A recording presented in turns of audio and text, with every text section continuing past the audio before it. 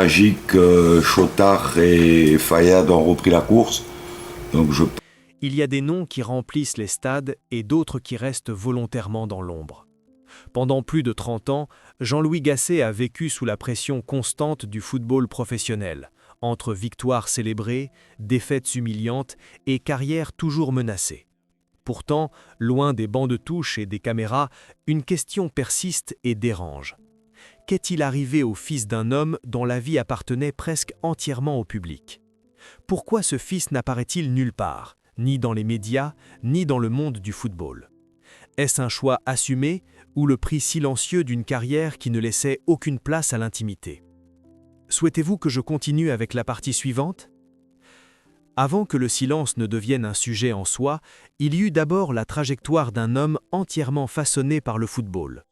Jean-Louis Gasset n'a jamais été une star médiatique au sens classique.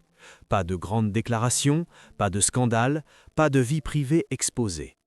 Mais dans les couloirs du football français, son nom a longtemps été synonyme de rigueur, de loyauté et de compétences tactiques. Né à Montpellier en 1953, Gasset grandit dans une France où le football reste un sport populaire, mais encore loin du spectacle mondialisé qu'il deviendra.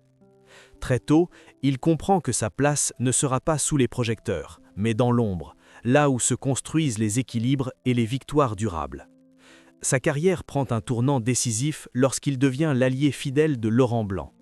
Ensemble, ils forment un duo respecté, presque indissociable, symbole d'une réussite patiente et méthodique.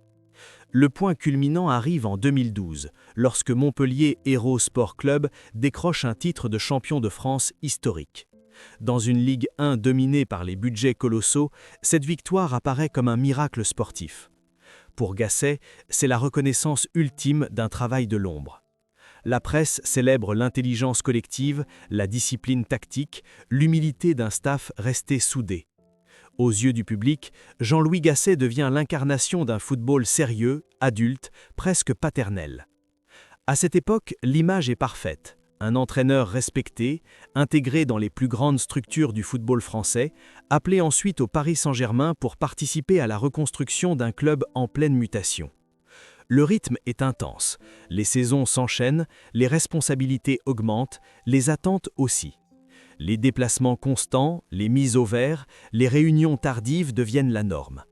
Dans ce monde, la vie personnelle existe à peine, reléguée entre 2 matchs ou 2 signatures de contrat. Officiellement, rien ne semble manquer. Gasset incarne la stabilité, la fiabilité, l'homme sur qui on peut compter quand tout vacille. Mais cette réussite a un prix. Dans les interviews, Jean-Louis Gasset parle rarement de lui-même, encore plus rarement de sa famille.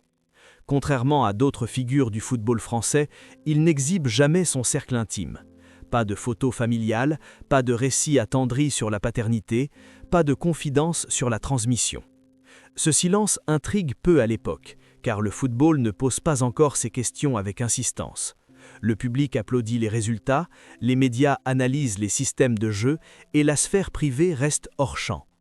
Pourtant, derrière cette façade de réussite, une autre réalité se construit lentement, celle d'un foyer organisé autour de l'absence. Car être entraîneur, surtout à ce niveau, signifie vivre selon un calendrier qui ne laisse aucune place à l'imprévu familial. Les anniversaires se fêtent différés. Les week-ends appartiennent au stade. Les émotions doivent être contenues, repoussées, mises entre parenthèses. Pour un enfant, grandir dans cet univers, c'est apprendre très tôt que le père n'est jamais totalement là, même lorsqu'il est physiquement présent. À mesure que la carrière de Gasset progresse, cette distance devient structurelle. Les succès renforcent l'exigence, les échecs, eux, renforcent la pression. Chaque licenciement évité, chaque contrat renouvelé, s'accompagne d'un nouveau sacrifice invisible. Et tandis que le nom de Jean-Louis Gasset s'inscrit durablement dans l'histoire du football français, une question reste suspendue, jamais formulée publiquement. Que signifie grandir comme le fils d'un homme dont la vie appartient aux autres?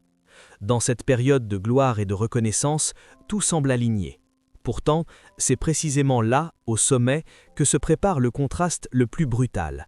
Car lorsque la lumière est trop forte, l'ombre est inévitable. Et c'est dans cette ombre que commence à se dessiner le véritable cœur de cette histoire. Souhaitez-vous que je continue avec la partie suivante? Il n'y a pas toujours un drame spectaculaire pour marquer une rupture. Parfois, le basculement se fait dans la durée, presque imperceptiblement, au rythme des saisons et des décisions professionnelles. Pour Jean-Louis Gasset, cette période charnière commence lorsque la stabilité apparente de sa carrière se fissure. Après les années de succès et de reconnaissance, le football redevient ce qu'il a toujours été, un milieu impitoyable, où la confiance peut disparaître du jour au lendemain. Les changements de club se multiplient, les contextes deviennent plus tendus et la pression médiatique s'intensifie. Chaque banc de touche occupé est désormais un siège éjectable. À Saint-Étienne, puis à Bordeaux, Gasset affronte un football plus politique, plus conflictuel.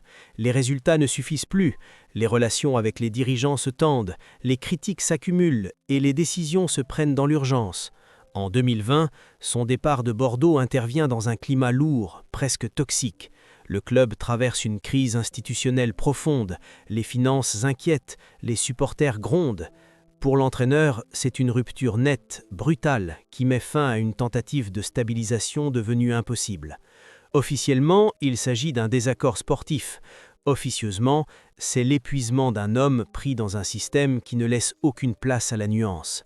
C'est à ce moment précis que la question familiale prend un autre sens. Lorsque la carrière chancelle, le refuge naturel devrait être la sphère privée. Pourtant, pour un homme qui a toujours protégé cette sphère par le silence, le retour vers l'intime n'est pas si simple. Les habitudes sont déjà installées. La distance émotionnelle n'est pas une conséquence soudaine, mais un état durable. Le fils de Jean-Louis Gasset, resté jusque-là hors du champ médiatique, traverse cette période sans que personne ne sache réellement ce qu'il vit. Aucun témoignage, aucun récit public, rien.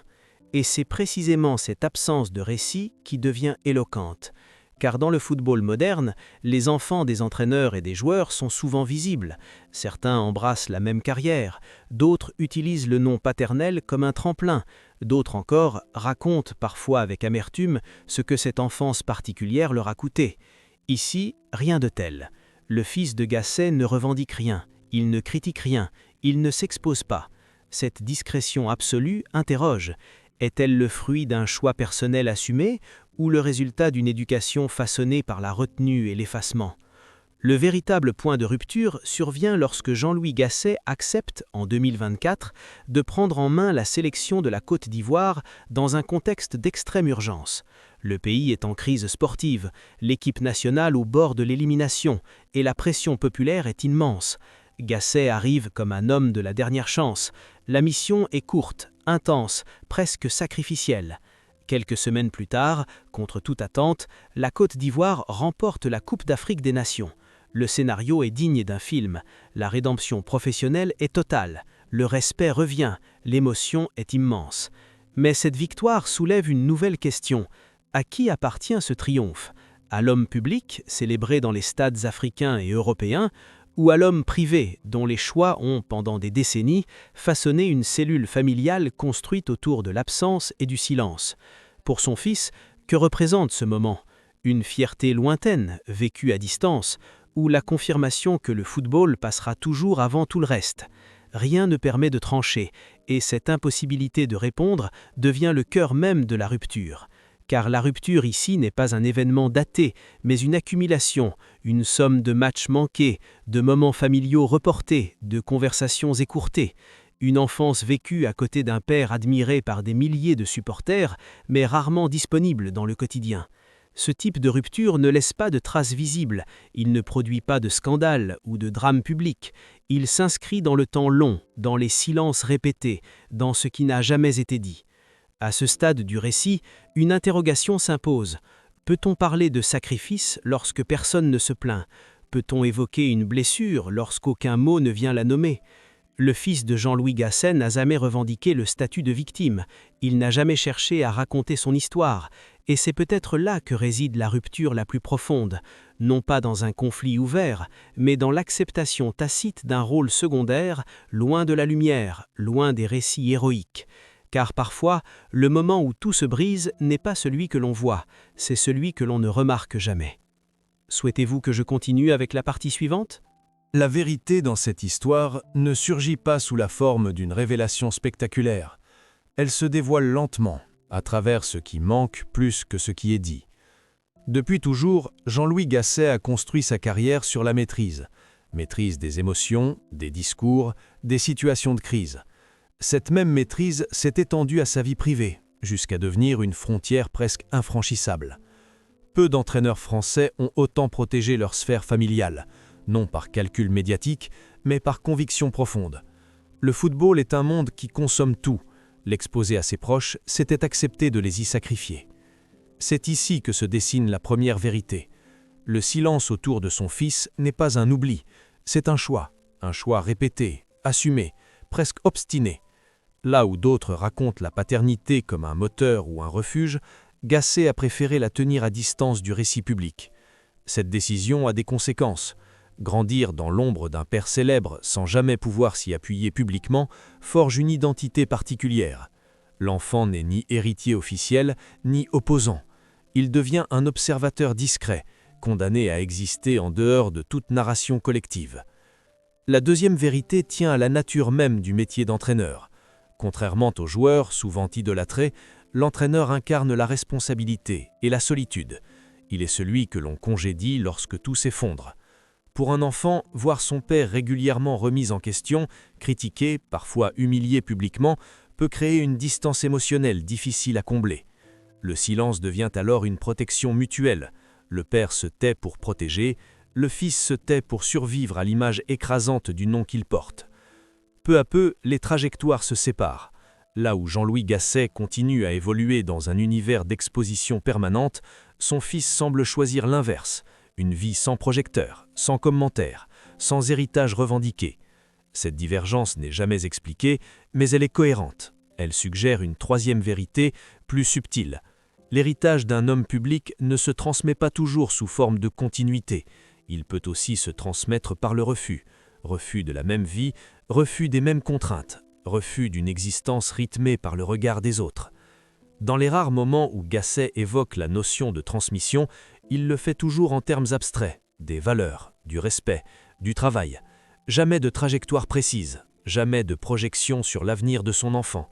Comme si l'essentiel n'était pas ce que son fils deviendrait, mais ce qu'il éviterait de devenir. Cette posture en dit long. Elle suggère que la plus grande leçon qu'il ait voulu transmettre n'était pas liée au football, mais à la liberté de ne pas y appartenir.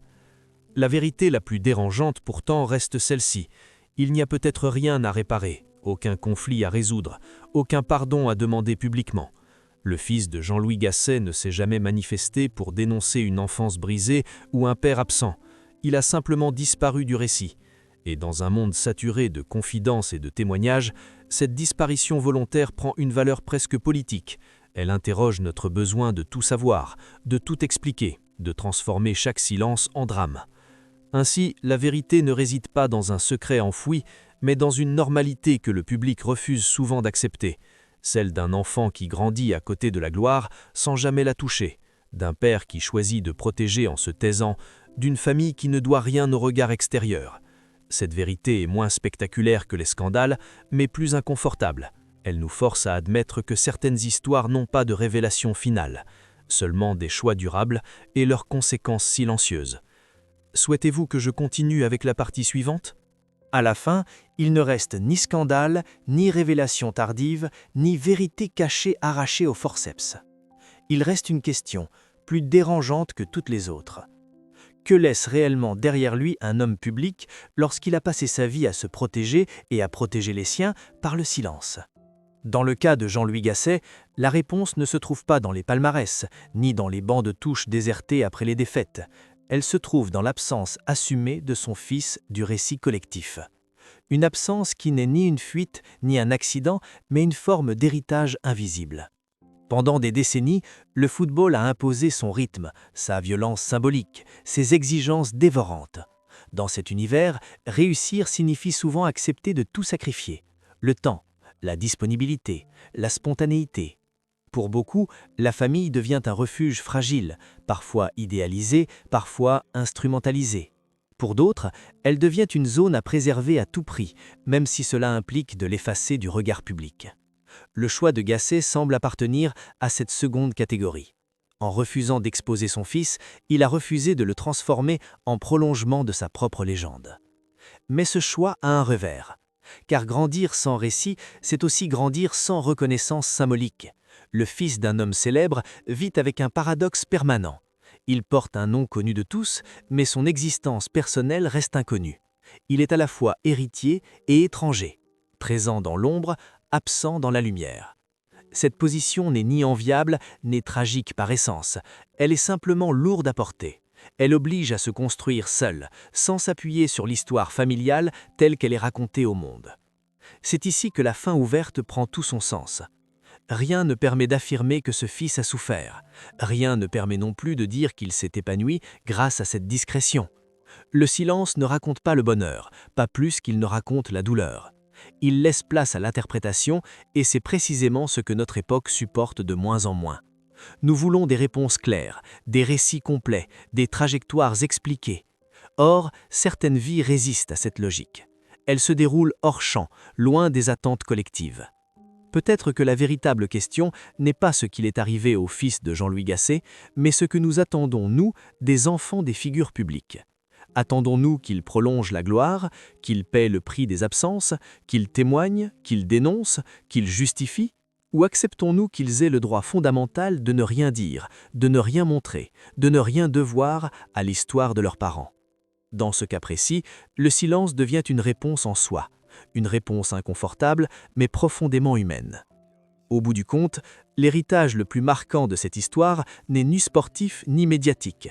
C'est une leçon discrète sur les limites de la célébrité.